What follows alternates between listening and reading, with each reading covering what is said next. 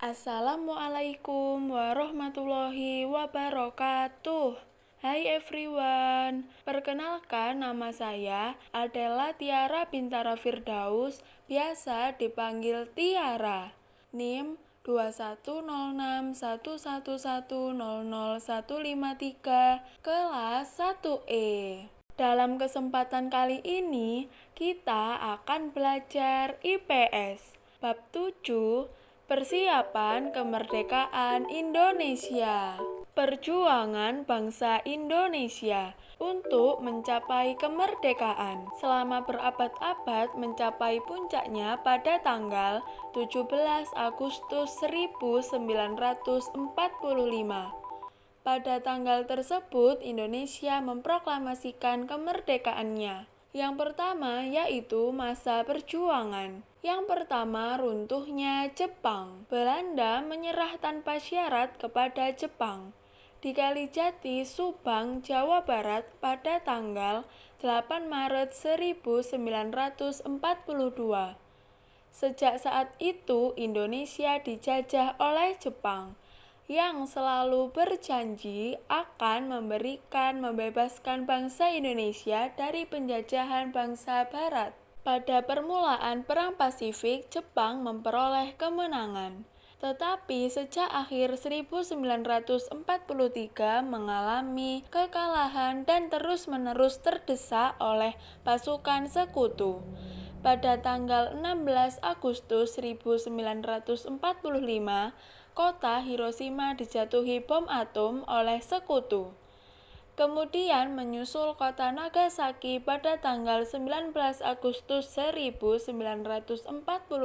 Nah, kedua kota itu hancur lebur rata dengan panas sehingga Jepang menjadi lumpuh total. Dan pada tanggal 15 Agustus 1945, Jepang menyerah tanpa syarat kepada sekutu. Berita tentang menyerahnya Jepang kepada sekutu didengar oleh para tokoh pemuda Indonesia. Mereka segera menemui Insinyur Soekarno dan Dr. Andes Mohatta dan tulisan agar kemerdekaan Indonesia segera diproklamasikan. Akan tetapi, Soekarno menolak. Kedua tokoh tersebut tidak mau bertindak secara gegabah dan tergesa-gesa. Perlu persiapan yang matang dan musyawarah dalam sidang PPKI atau Panitia Persiapan Kemerdekaan terlebih dahulu. Yang kedua yaitu Rengas Dengklok. Sebagai kota bersejarah, para pemuda memiliki semangat yang berkobar-kobar untuk Indonesia, ingin agar memproklamasikan kemerdekaannya. Indonesia setelah mendengar penolakan dari Soekarno, para pemuda mengadakan rapat. Peserta rapat memutuskan agar Soekarno dan Hatta dibawa ke Rengas Dengklok pada pukul 4 pagi. Rengas Dengklok dipilih untuk mengamankan Soekarno dan Hatta dari pengaruh Jepang. Pada tanggal 16 Agustus 1945, Bung Karno dan Bung Hatta dijemput kembali ke Jakarta dengan pengawalan ketat oleh para tokoh pemuda. Dalam keadaan letih, Bung Karno memimpin rapat di rumah Laksamana Tadashi Maeda di Jalan Imam Bonjol nomor 1 Jakarta. Dalam rapat itu, Bung Karno membicarakan persiapan proklamasi kemerdekaan Indonesia untuk melaksanakan keesokan harinya, tanggal 17 Agustus 1945. Peristiwa Rengas Dengklok ini mempunyai arti penting dalam sejarah proklamasi. Rengas Dengklok dijadikan sebagai tempat pengamanan Insinyur Soekarno dan Muhammad Hatta. Sebagai peringatan peristiwa sejarah, rumah yang digunakan untuk mengamankan para proklamator ini dijadikan monumen. Selanjutnya yaitu peranan BPUPKI dan PPKI. Yang pertama yaitu peranan BPUPKI. BPUPKI merupakan singkatan dari Badan Penyelidik Usaha Persiapan Kemerdekaan Indonesia. Pembentukan BPUPKI berawal dari ketika Jepang terdesak oleh pasukan sekutu pada Perang Dunia II. Pemerintah Jepang berusaha untuk menarik simpati dan dukungan bangsa Indonesia dengan cara memberikan janji kemerdekaan kepada bangsa Indonesia. Janji Jepang dipercepat setelah mereka mengalami kekalahan dalam Perang Pasifik. Bahkan ketika Sekutu mulai menyerang pasukan Jepang di Indonesia, situasi ini mendorong petugas militer Jepang di Jawa, Letnan Jenderal Kumakichi Harada, untuk mengumumkan tentang pembentukan PPKI pada tanggal 1 Maret 1945.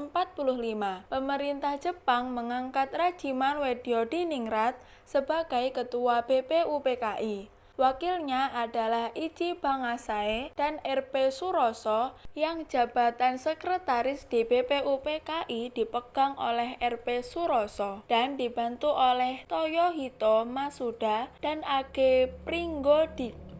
Pengurus BPUPKI dilantik di Gedung Chuosangi-in atau sekarang sudah menjadi Gedung Departemen Luar Negeri. Pada tanggal 28 Mei 1945, BPUPKI mengadakan sidang pertama pada tanggal 29 Mei sampai 1 Juni 1945. Sidang tersebut menyepakati bentuk negara Republik Indonesia, kepala negara dan kepala pemerintahan dijabat oleh seorang presiden. Untuk menjalankan tugasnya, BPUPKI telah membentuk beberapa panitia kerja. Rapat BPUPKI berhasil membentuk panitia berjumlah 9 orang. Berikut adalah panitia jabatan pada BPUPKI. Yang pertama yaitu Insinyur Soekarno yang menjabat sebagai ketua, Dr. Andes Muhammad Hatta sebagai wakil ketua, Mr. Alexander Andries Maramis sebagai anggota, Abi Kusno Tjokro Sujoso sebagai anggota, Abdul Kahar Muzakir sebagai anggota, Haji Agus Salim sebagai anggota, Mr. Ahmad Subarjo sebagai anggota, dan Kiai Haji Abdul Wahid Hasyim sebagai anggota. Inilah persembilan panitia dan jabatannya pada peranan BPUPKI. Sidang kedua BPUPKI diadakan pada tanggal 10 sampai 14 Juli 1945. Sidang ini bertujuan untuk mendengarkan hasil kerja Panitia 9 dan perumusan Undang-Undang Dasar Negara. Sidang menyetujui pembentukan Panitia Perancang Undang-Undang Dasar atau UUD yang diketahui oleh Soekarno. Yang kedua yaitu PPKI, singkatan dari Panitia Persiapan Kemerdekaan Indonesia. Setelah pembubaran BPUPKI pada tanggal 7 Agustus 1945, Panitia Persiapan Kemerdekaan Indonesia dibentuk. Anggota PPKI adalah pemimpin-pemimpin yang dikenal oleh rakyat. Mereka mewakili daerah-daerah golongan dan aliran dari seluruh Indonesia.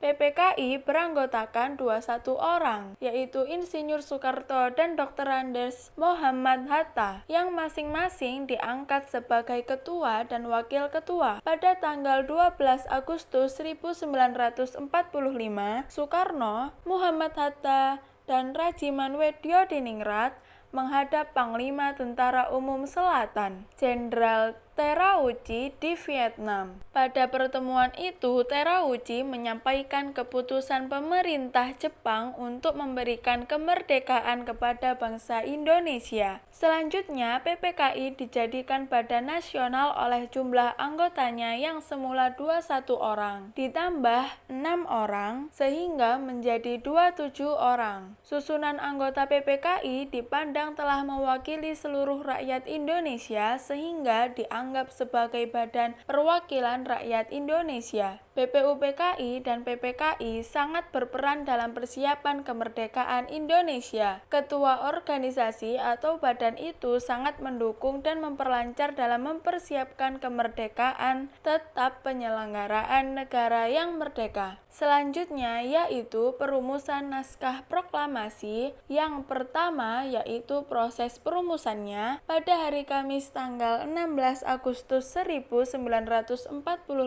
pada malam hari diselenggarakan rapat di Rumah Laksamana Tadashi Maeda di Jalan Imam Bonjol nomor 1 Jakarta untuk menyusun naskah proklamasi. PPKI juga diundang dalam rapat itu. Rapat menyetujui bahwa naskah proklamasi disusun oleh Mr. Ahmad Subarjo dan Dr. Andes Muhammad Hatta dan Insinyur Soekarno yang sekaligus sebagai penulisnya setelah naskah selesai disusun. Kemudian dibahas dalam rapat. Semua yang hadir menerima dan menyetujui tersebut. Naskah diketik oleh Sayuti Melik. Sedangkan penandatanganan naskah proklamasi disetujui oleh sidang yaitu Insinyur Soekarno dan Dr. Andes Muhammad Hatta atas nama bangsa Indonesia. Rapat berlangsung hingga larut malam. Selain merumuskan naskah proklamasi kemerdekaan, juga menyetujui supaya proklamasi kemerdekaan itu diumumkan keesokan harinya pada hari Jumat pukul 10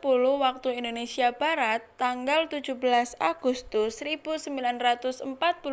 Proklamasi kemerdekaan itu diumumkan. Yang kedua yaitu naskah proklamasi. Nah, rumusan naskah proklamasi kemerdekaan Indonesia mengandung makna yang sangat luas untuk negara bangsa Indonesia. Rumusan naskah proklamasi tersebut adalah sebagai berikut. Dengan proklamasi kemerdekaan bangsa Indonesia, bebas dari cengkraman penjajahan yang tak henti-hentinya menindas dan memeras rakyat Indonesia. Bangsa Indonesia akhirnya bebas dalam menentukan nasib sendiri. Yang terakhir yaitu menghargai jasa tokoh pejuang. Para pejuang nasional merupakan tokoh kemerdekaan Indonesia. Mereka mempunyai peranan yang sangat penting dalam memperjuangkan nasib rakyat dan bangsa Indonesia. Mereka telah banyak berkorban untuk kepentingan bangsa, dan mereka berjuang tanpa pamrih. Lalu, bagaimana cara kita untuk menghargai jasa-jasa para pejuang? Yang pertama, kita bisa mengikuti upacara bendera setiap hari Senin.